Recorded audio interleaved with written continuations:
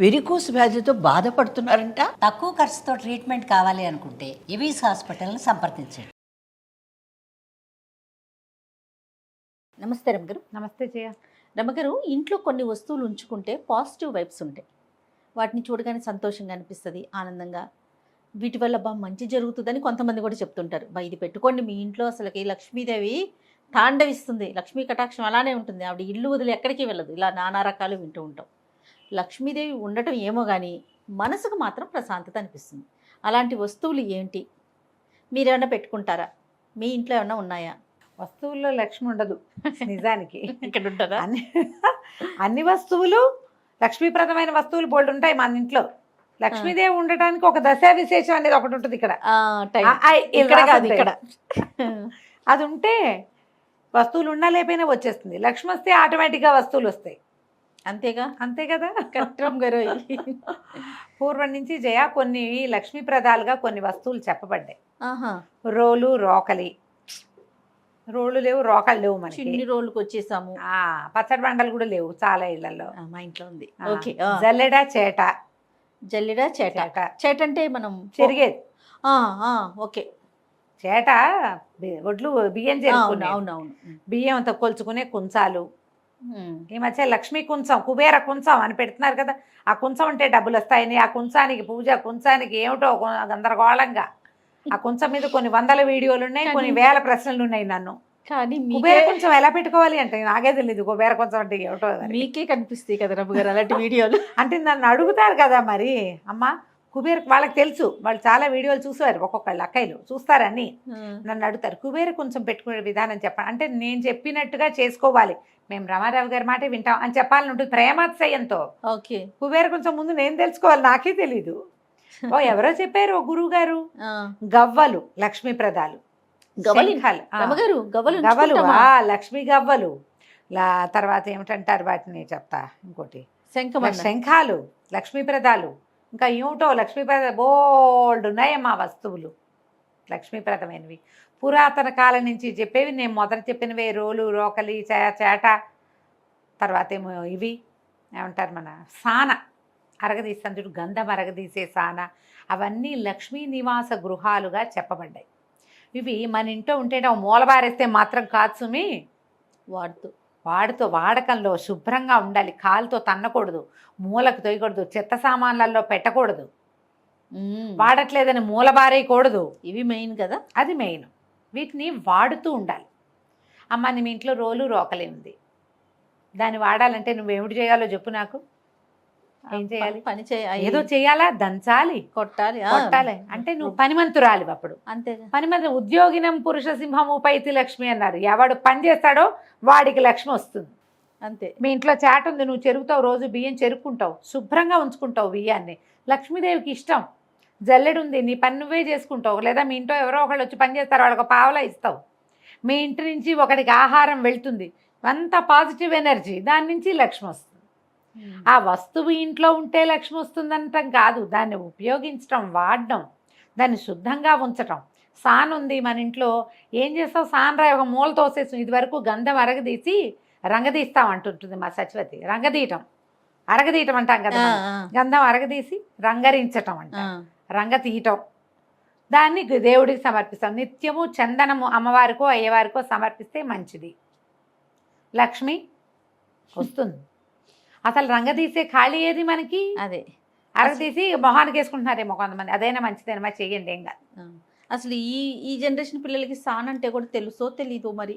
San అంటే తెలీదు, ఇప్పుడు తెలిసి ఉంటుంది. ఎందుకంటే ఈ మధ్య కరక్కాయ అరగదీసి కంటి కింద రాసుకుంటే బ్లాక్నెస్ పోతుందని బాగా అడ్వర్టైజ్ చేశారు. అందుకని ఓ రాయి కొనుక్కు తెచ్చుకుని ఉంటుంటారు, తెలిసే ఉంటుంది. గంధం అరగదీయటం, పసుపు కొమ్ము అరగదీయటం, ఇవన్నీ పనులమ్మా. పని చేస్తే ఏ పనైనా పని చేస్తూ ఉంటే డబ్బు వస్తుంది. శుభ్రత అంతేనా? ఒళ్ళొంచటం, శ్రద్ధ, పోచుకోలు రాయిలాగా కూర్చుని ఉండటం, పడుకుని ఉండటం, పని పాట లేకుండా ఉండటం కాకుండా పని చేస్తూ ఉంటే డబ్బు వస్తుంది. నిత్యము పనిచేసే శీలం కలిగిన వాళ్ళ క్యారెక్టర్ శైలం అంటే, పనిచేసే క్యారెక్టర్ ఉన్నవాడు అన్ని రకాల పనులు చేస్తాడు. అంతే కదా. పని చేసేవాడికి డబ్బులు వస్తాయి. పాయింట్ కదా. 100%. దీన్ని పాటించండి. వస్తువులతోటి భ్రమ పడకండి, ఉంచుకోండి కొన్ని మంచి వస్తువులు. దీంట్లో ఉట్టి పాలు పెట్టుకునేవి. ఇప్పుడు ఉట్టి ఎందుకు పెట్టుకోవాలి మనం? ఇది వరకటి కాలం అంటే అల్మర్లు లేవు మనకి, ఫ్రిడ్జ్లు లేవు, డ్రావర్లు లేవు, ఏమంటారు మన మాడ్యులర్ కిచెన్స్ లేవు, లేవు. పాలు పెరుగు పిల్లితో తోసేయకుండా వేళ్లాడేసుకునేవాళ్ళు. ఉట్టి లక్ష్మీప్రదం. తెచ్చి ఎక్కడ పెడతావు? ఆ ఉట్టి వేళ్లాడేయడానికి ఇది వరకు చెక్కలు ఈ వాసాలతో చేసిన ఇళ్ళు ఉంటే వాటికి ఒక హుక్కి వేసుకునేవాళ్ళం. మన స్లాబులు ఇప్పుడు దేనికి వేస్తాం? ఉట్టి పూల కుండీలే. వాకిళ్ళలో పూల కుండీలు వేళ్లాడేస్తున్నాం. ఉట్టి వేళ్లాడేసి అందులో పాలు పెరుగు కుండలతోటి పెట్టుకునే రోజులు కావు కదా. కాదు గారు. కాబట్టి ఇప్పుడు పూర్వకాలపు విధానాలు ఇప్పుడు పాటిస్తామని అనగలమా మనం? అనలేము. ఈ లక్ష్మీప్రదమైన విషయాల్లో ఇంకా కొన్ని ఉన్నాయి. ఏంటది? వాకిలి గుమ్మానికి పసుపు రాయటం. గుమ్మానికి ఎల్లో కలర్ వేయించి డిజైన్ వేయించుకున్నాం అనుకో, పసుపు దేనికి రాస్తాం? వాకిట్లో ముగ్గు లక్ష్మీప్రదం. శుభ్రంగా ఉండటం, వాకిలికి ఒక మండిగాని శుభ్రంగా ఉంచడం, వాకిలి గుమ్మాలు బాగా ఉంచుకోవటం, సంధ్య ముగ్గు సాయంకాలమే ముగ్గేయటం. అవకాశాలు ఉండాలిగా వాటన్నిటికీ. నీకు ముగ్గేసే సత్తా ఓపికనే కాదు, మీ వాకిలికి వెసులుబాటు కూడా ఉండాలి. శుభ్రత అది లక్ష్మీప్రదమైంది. పాత వస్తువులు ఎప్పటెప్పటెప్పటెప్పటెప్పటిపో నూనె క్యాన్లు, డబ్బాలు, అట్టపెట్టెలు, పాత బట్టలు, పాత పుస్తకాలు, చిరిగిపోయిన అట్టపెట్టెలు, యూజ్ అండ్ త్రో ప్లాస్టిక్ డబ్బాలు, పాల కవర్లు, వీటిని బయట పారేయండి. క్లీన్గా ఉంచండి ఇల్లు. నూనె క్యాన్లు లాంటివి ఉంచుకోవద్దు, వాటన్నిటిని బొద్దింకలు చేరుతాయి. అవునా? మరి వాటిని కొన్నిటిని తీసేసేయండి. ఇంట్లో లక్ష్మీప్రదంగా చక్కగా ఉండాలంటే ఎప్పుడు వంటిల్లు శుభ్రంగా ఉంచుకోవటం, వాకిళ్ళు శుభ్రంగా ఉంచడం, ఆ గుడ్డలు ఈ గుడ్డలు అన్నీ ఎంతసేపు ఆరేసి బట్టలు వేళ్లాడుతూ తలుపుల మీద బట్టలు వేయటాలు, మంచాల మీద ఆరే తుడుచుకున్న తువ్వాళ్ళు పడేస్తాం హడావిడిలో. తర్వాత తీసేసుకోవాలి. పడేయకుండా ఎవరుంటారు? ఎవరో అంత జాగ్రత్తగా ఉండేవాళ్ళు. ఆ చేతిలో వస్తువు పక్కన వేస్తాం కదా, తీసేసేయండి. పాత వస్తువులు ఉంచద్దు. పురాతనమైనవి. ఇప్పుడు పాత వస్తువులు అంటే అన్నీ ఎలా తీసేస్తామంటారు. నాయనమ్మ జ్ఞాపకం, అమ్మ జ్ఞాపకం, ఓ చెంబు, ఓ తపేలా, ఓ గిన్నె, ఓ డబ్బా, నాయనమ్మ చిన్నప్పుడు తాగిన ఆపకూర, చెంబు, గ్లాసు, వీటిని లోపల పెట్టకుండా వాడకంలో ఉంచుకోగలరేమో ట్రై చేయండి. వాడకంలో ఉంచుతాం. ఇంకోటి కల్వం ఐడియా ఉందా నీకు?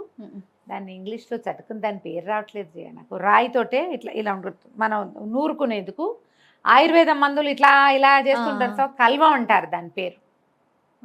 అవి కూడా లక్ష్మీప్రదాలే, రాతివి. ఓకే, కావాలంటే ఉంచుకోవచ్చు. వాటిని కూడా వాడాలిగా. అందుకని మనకు కూడా లక్ష్మీ స్థానాలు, నుదురు, నొసలు, కంఠము, మణికట్టు, ఇవన్నీ లక్ష్మీ స్థానాలు. అందుకని వీటిని ఇక్కడ ఆభరణాలతోటి ఉంచుకుంటాం. ఇక్కడ బొట్టు పెట్టుకుంటారు, లక్ష్మీ స్థానం ఉంటారు. నుదుట్లో బొట్టు పెట్టుకుంటాము. నొసలు ఇది లక్ష్మీ స్థానం. అందుకని నెత్తి కొట్టుకోవటాలు అవి చేయకూడదు అంటారు. నెత్తి మీద చేయి పెట్టుకుని కూర్చోకూడదు, కొన్ని పనులు చేయకూడదు అంటారు కదా. పిల్లలకి చెప్తాం, ఈ ఇళ్ళల్లో ఎక్కడ పడితే ఎక్కడ తలకాయ దూకోవటం, ఆ దువ్విని జుట్టుని తీసి బయటపడేయకుండా అలాగే వదిలేయటం. వెంట్రుకలు ఉంటాయి. ఇప్పుడు మనందరికీ హెయిర్ ఫాల్, ఇల్లంతా జుట్టే కనపడుతూ ఉంటుంది. కనిపించినప్పుడు తీసేయండి.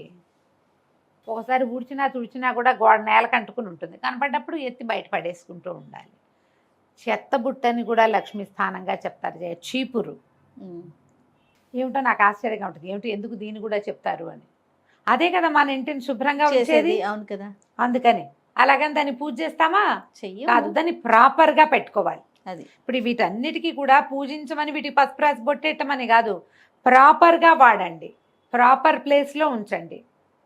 వాటిని తగిలి చేయకూడదు. చీపుళ్ళకు కూడా కాళ్ళు తగిలించకూడదు. అవును, పోగెత్తుకునే చేట పోగెత్తుకునే చేట అంటే పోగెత్తుకునే చేటలు ఇప్పుడు వచ్చినాయి. అంతకుముందు పోగులు ఎలా ఎత్తేవాళ్ళు ఏమో నాకు కూడా తెలియజేయ, నాకు తెలీదు. పేపర్లో ఎత్తుకునేవారంటే ఏమో అప్పుడు పేపర్ల కంటే ముందు ఏముండేవో తెలీదు నాకు కూడా. మీకు తెలిసిన కాడి నుంచి చేటను చూస్తున్నారా? చూస్తున్నాం.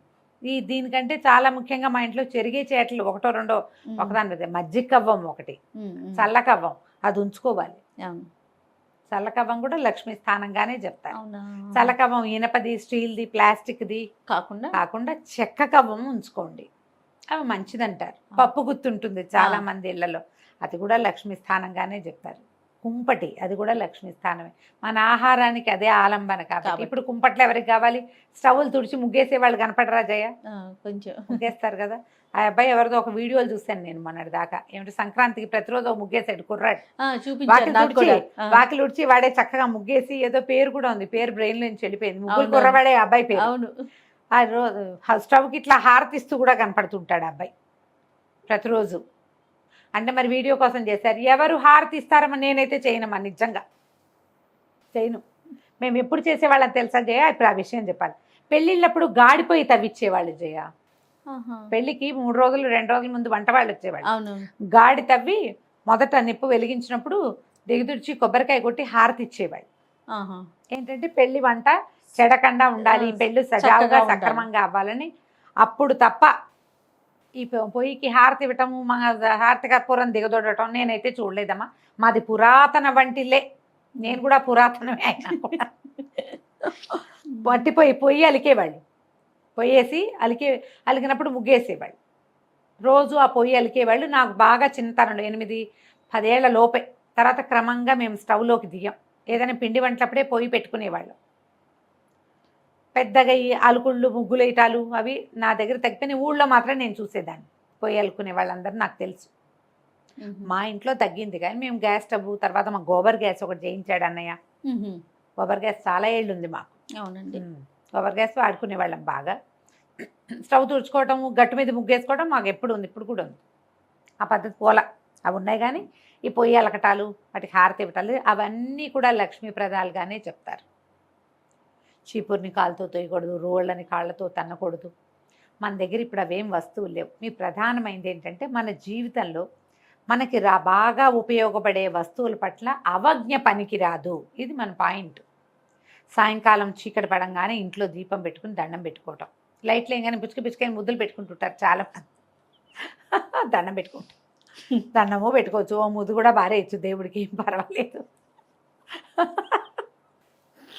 నిజంగా మేము చిన్నప్పుడు అలా చూస్తున్నాం. ఎందుకు వీళ్ళు ఇలా చేస్తారు అర్థమైంది, ఎవరికి పెడుతున్నారు.